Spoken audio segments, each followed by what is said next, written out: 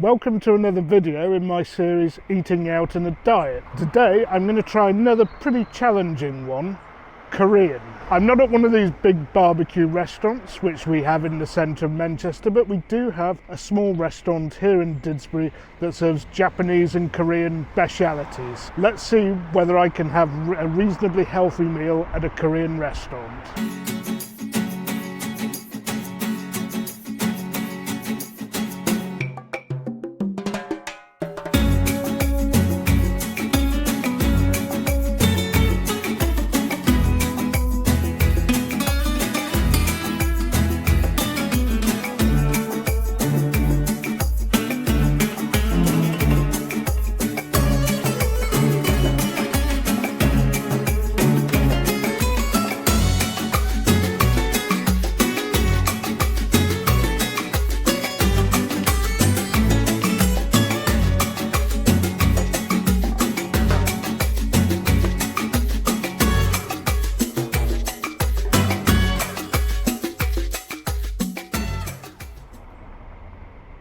Good evening, gastronauts. I'm now ensconced comfortably in the restaurant, which, as luck has it, has some heaters, because it is a bit nippy, but I'd still be here without them.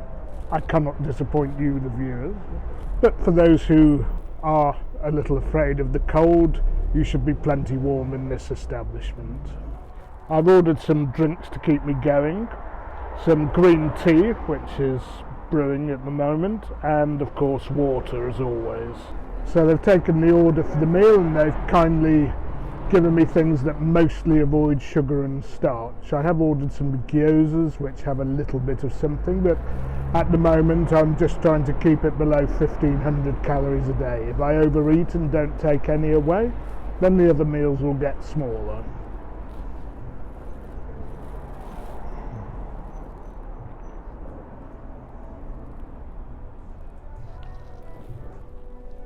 Here's to a great meal. Cheers.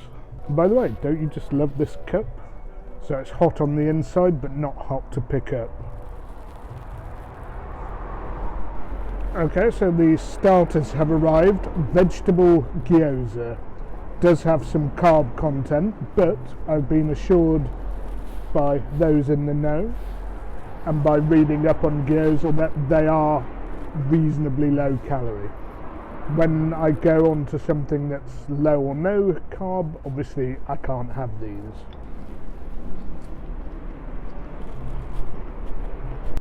Light and delicate with the soy dip, and of course you can have these made with chicken, with beef, with pork, with almost anything. Look at those little beauties.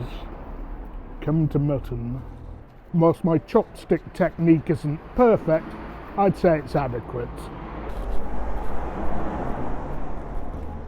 So these gyozas make a wonderful bar snack as well, for if you want them with a beer or something.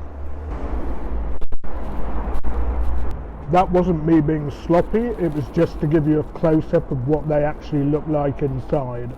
For you doubting Thomases, the heaters are now at full blast. Your wraps, your pickles. Did you order any soup? Yes. Very careful. Okay. Could you describe what's in the soup so the viewers a mixture of vegetables and a mixed seafood, including tofu with tofu. Okay, tofu and spicy, I believe, which is what we like to see. Thank you. Be careful, it's a bit hot. Okay, well, just look at that bubbling away, all that goodness. Wow, this is exciting. And the beef, it might have a little bit of something in the marinade, but wrapping it with lettuce instead of having it with rice is better. I brought my own cauliflower rice again, but I'm not actually sure whether I'll need it.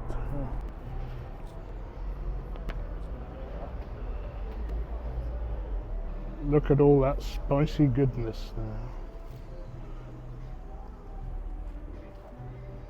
Now sometimes that meat can be a bit sweet, but they've assured me that it's not the case here. So we have the soup. Hot, spicy, red and angry as you want it to be, with seafood, tofu, carrots.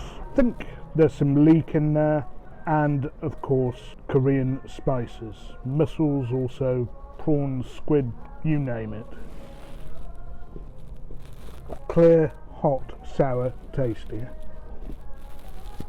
Now, a lot of English people are frightened of ordering dishes with tofu in them, but I have to say, tofu just assumes the flavour of the dish you've cooked it in. Okay, if you have it on its own and it's plain, then it doesn't taste of a great deal. But if you do have it in something spicy, something Asian, it just assumes the flavours of the dish you're having it in. It's a cheap, nutritious, tasty source of protein, and it's low calorie, low everything. And here it's assumed all those spicy flavours, the general aroma and flavours of seafood seep into the tofu and the beef.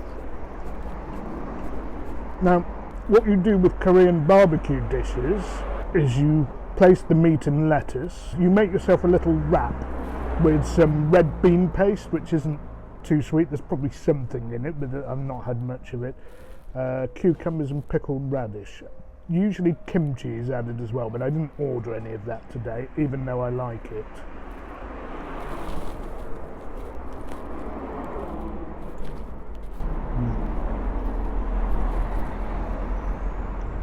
So the two famous Korean barbecue beef dishes are bulgogi, which is strips of, well, I'm not sure what cut usually, but I'll find out and leave that as a subtitle. And this is Galbi, which is beef rib. For me, fatty cuts are better, and the most important thing are cuts close to the bone. There's no such thing as a boneless cow, and there's no such thing as a boneless chicken, so avoid those fillets and those breasts and everything like that if you can, to get a richer and tastier slice of meat. Now, some of you who are used to Korean food will say, oh well, we usually have a big stove or griddle on the table and we cook our own, or the waitress with a massive pair of scissors cuts the meat off the bone and does it for you. Well, this is a little place in the suburb, and I'm not sure, even if they had the stuff, whether it would be COVID suitable to have that sort of thing. Also, the places in the city centre and the big international places in London and other places, full of tourists, Chinese students who love this sort of thing and know what they're doing, whereas your average bloke from Didsbury doesn't always. Anyway, we have the trusty cauliflower rice here. Since there's not much lettuce left, I'm probably going to take that away and have a beef salad later, hopefully celebrating United getting unstuck against Roma tonight in their quest to win the Europa League. Well, we can hope anyway. And I will move on to high speed mode and see you in about 30 seconds to a minute.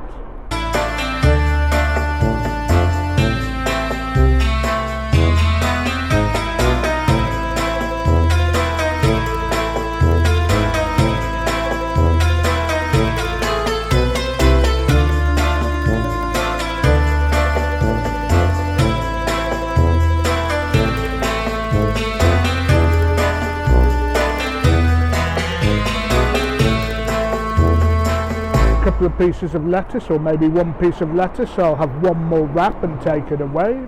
Yep, so that's enough to finish the lettuce, the sauce, and have a wee beef salad later on.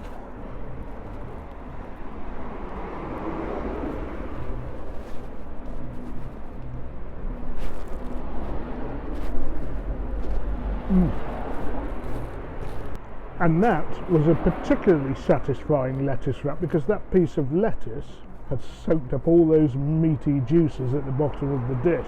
So I hope you enjoyed that. I most certainly did. I'll leave the names of the dishes in the description box and subtitles where I can find the names. It wasn't sugary, it was fairly light, and I'm sure that's going to cause me no harm whatsoever, that meal. If you have any comments, positive or negative, please leave them in the comment section. Please like, share and subscribe where you can, and if you have any suggestions for other cuisines, if it's possible for me to do it on a diet, I will try and cover it. I've had a suggestion for kosher already, so if I get the opportunity in time, I'll give that a go. I'm going to love you and leave you. Enjoy my tea. Bye for now. See you on the next one. And that was Eating Out on a Diet Korean. Don't forget, you can't beat a bit of mutton.